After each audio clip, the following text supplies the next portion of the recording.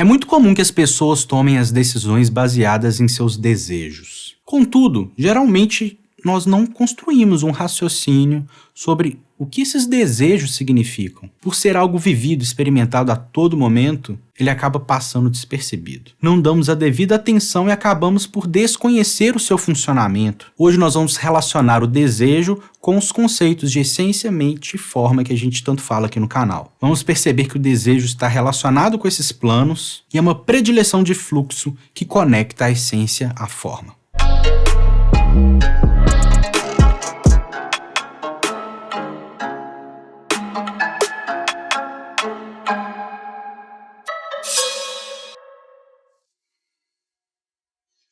Saudações, sejam bem-vindos ao Inner Innovation.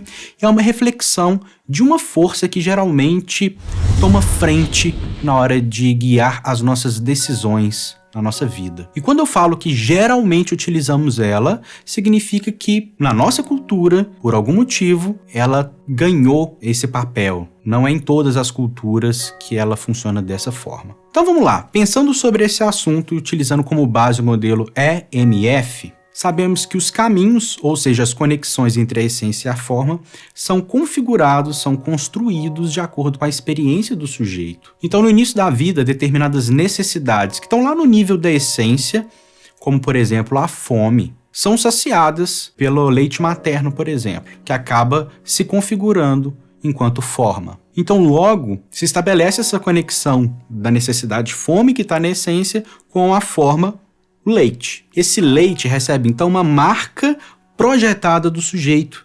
Então, ele que antes era anteriormente um objeto, algo externo e sem significados simbólicos intrínsecos, ele passa a ter esses significados de acordo com a pessoa que interage com ele. Então, essas marcas projetadas o configuram com o que eu utilizo o termo de forma. Então, lembrando, o conceito de forma é o objeto mais a projeção simbólica do sujeito. Se você não sabe do que eu estou falando, assista o vídeo que está aparecendo aí no card agora, porque eu vou abordar melhor esses tópicos. E aí, esse mesmo bebê, quando começa a receber outros alimentos, ele começa a atualizar esse sistema.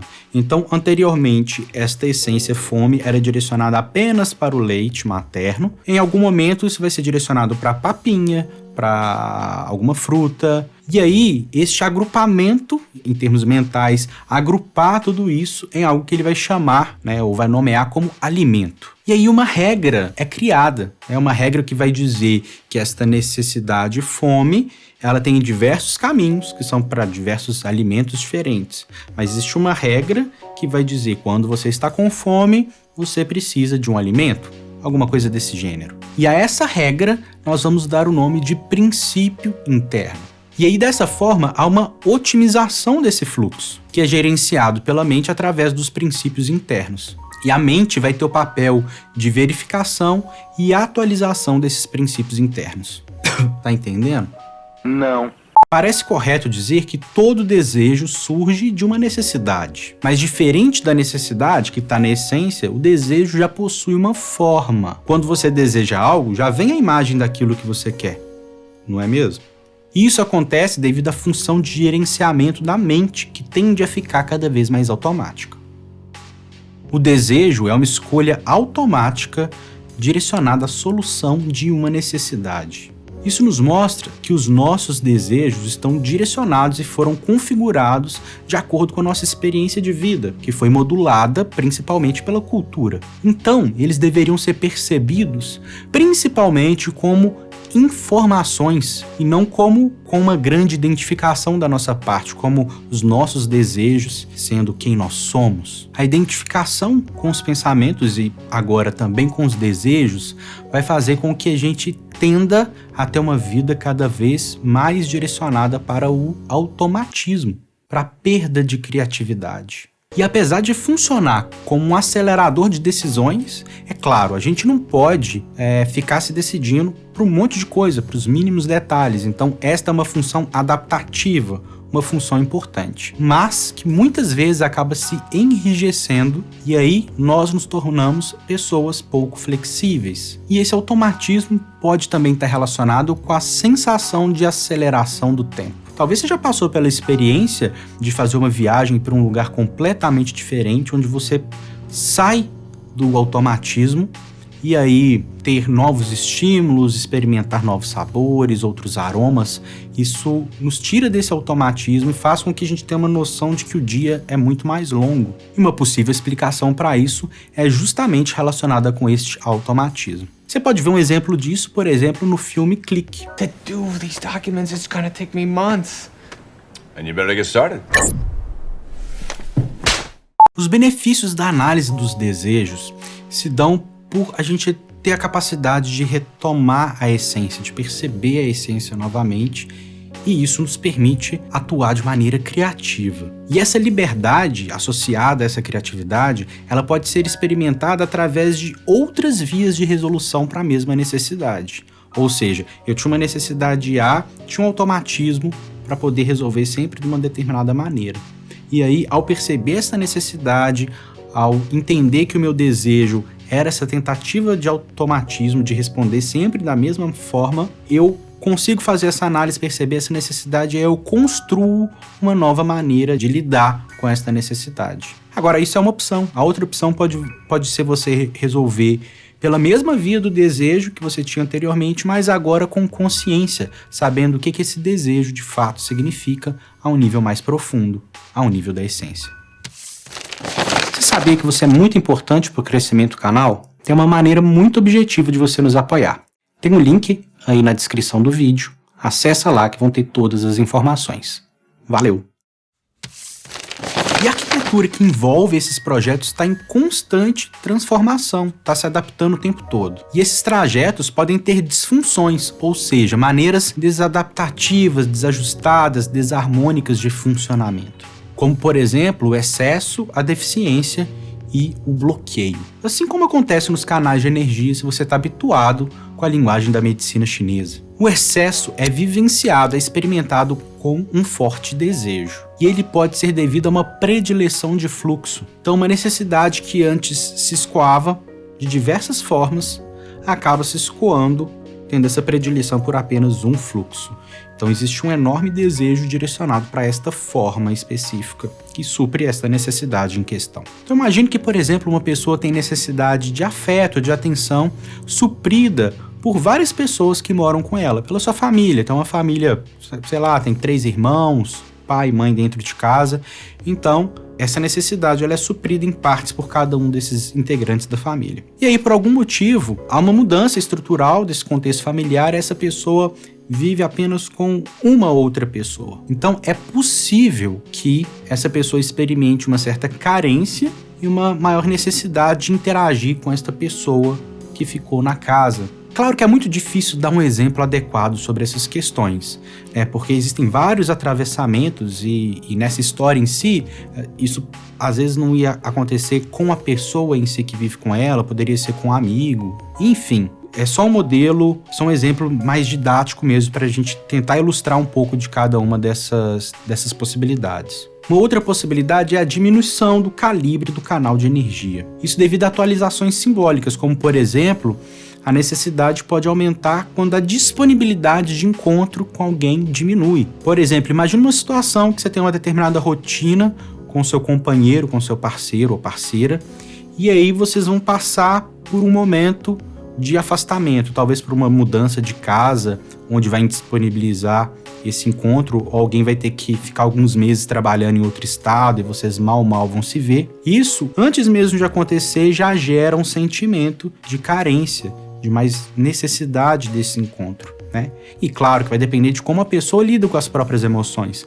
Se a pessoa lida bem e consegue perceber isso, ela provavelmente vai sentir uma saudade antecipada e vai querer estar mais próximo dessa pessoa. Mas se é uma pessoa que não tem tanto conhecimento das suas emoções, ela pode experimentar isso até como uma evitação. Isso pode virar briga, isso pode virar alguns desentendimentos do casal também. Bem, existem outras possibilidades, mas o objetivo deste vídeo não é esgotar esse assunto, é apenas apresentar esse raciocínio sobre o desejo. Uma outra possibilidade é que a pessoa tenha um aumento dessa energia a nível da essência. Ela vai experimentar isso com uma maior vitalidade.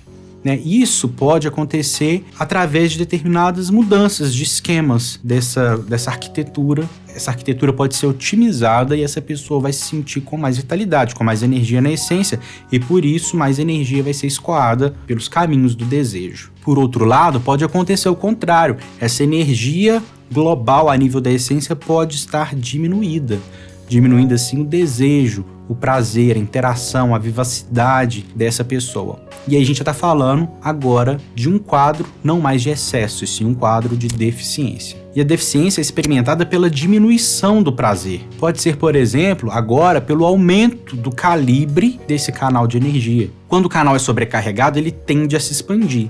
E aí é necessário cada vez um maior fluxo para manter a mesma sensação, já que a sensação que a pessoa tem de satisfação, ela está relacionada com o contato dessa energia com a parede deste canal. E como que a gente pode observar isso de uma maneira cotidiana em relacionamentos?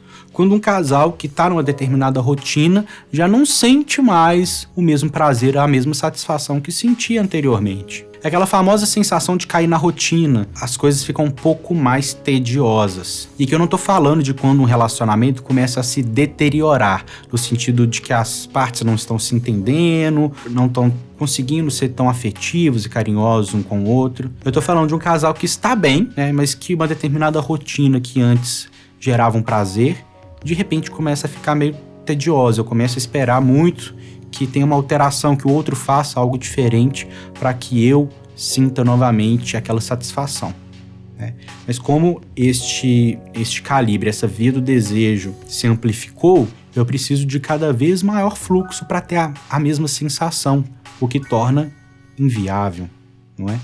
Esse é mais um dos motivos pelos quais a gente se basear na nossa tomada de decisão, nas nossas sensações, nos nossos desejos, pode ser uma furada. A predileção de fluxo também pode afetar nesse caso da deficiência, mas agora a gente pensa que uma predileção de fluxo vai fazer o quê? Com que outras vias do desejo sejam agora caracterizadas como deficientes. Então, se antes a vida do casal era cheia de atividades, eles faziam várias coisas diferentes, em algum momento da vida eles podem acabar se tornando mais caseiros. Esse casal passa agora mais tempo assistindo filme, assistindo série em casa, e aí, de repente, uma das partes começa a sentir falta dessas coisas que fazia antes, né? Começa a sentir falta de sair e tal. Mas isso aconteceu porque em algum momento esses dois experimentaram essa predileção de fluxo por ficar mais em casa, ficar assistindo esse tipo de coisa.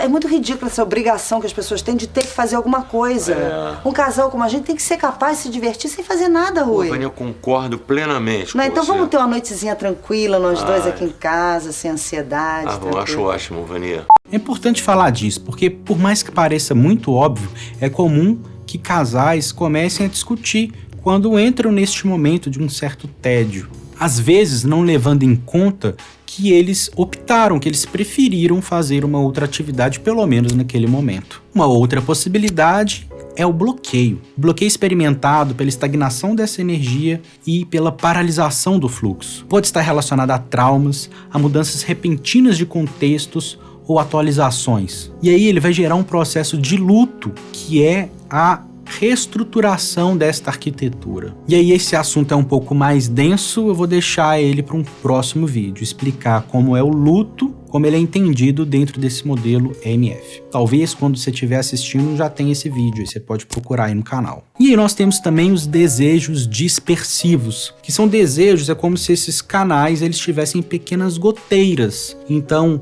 quando a pessoa ela escolhe esta via de satisfação, ela acaba perdendo energia. E essas questões podem ser inerentes à própria atividade, por exemplo. Se eu utilizo determinadas substâncias para poder me gerar um determinado prazer, mas essa substância ela me causa um mal fisiológico. Então esse desejo, ele tem esse aspecto contraprodutivo, por assim dizer. Então ele é entendido como sendo este desejo dispersivo. Ou, por exemplo, para eu poder me sentir alegre, feliz, interagir, eu passo uma noite inteira acordado e isso tem um impacto também no meu organismo. Também seria um desejo dispersivo. Mas poderia ser também excesso de trabalho, enfim, tem diversas possibilidades. Pode ser que você também escolha uma fonte que seja pouco eficiente, né? Talvez seja algo que demanda muito esforço para você realizar esse desejo e a correspondência que ele tem com essa sua necessidade, ela é pequena. Então você está com, neste caso, uma arquitetura não muito eficiente. Ou pode acontecer, já que nós temos várias necessidades e cada necessidade tem vários direcionamentos de fluxo, que a maneira como você configurou a sua rotina, a maneira como você está utilizando para poder suprir cada uma dessas necessidades, ela acabe tendo fluxos contrários. Isso também não vai ser nada interessante para a otimização dessa sua arquitetura. Otimizar a arquitetura simbólica significa você direcionar a energia para onde vai te trazer o melhor resultado possível, né? Uma arquitetura bem estabelecida faz com que a pessoa se sinta bem, se sinta cheia de vitalidade, se sinta com vontade de fazer as coisas e de viver. Já uma arquitetura pobre, uma arquitetura cheia de desejos dispersivos, essa pessoa vai encontrar cada vez mais oscilações, ela vai ter cada vez mais dificuldade, mais conflito, mais atrito para poder ter satisfação nas coisas que faz na vida. Até aqui, eu gostaria que você fosse capaz de pensar no que o seu desejo diz sobre você. Que você saiba que você não é definido pelos seus desejos e que organizar essa arquitetura simbólica é importante para você experimentar mais vitalidade. Bem, esse assunto é muito mais complexo do que como foi abordado aqui. Seria ótimo que você deixasse aí nos comentários qualquer dúvida, qualquer percepção, qualquer leitura que você foi capaz de fazer de aspectos da sua vida à medida que a gente construiu esse raciocínio junto aqui. Deixa aí nos comentários o que você achou sobre esse assunto e se inscreva para você acompanhar outras reflexões sobre o nosso universo interno. Até a próxima!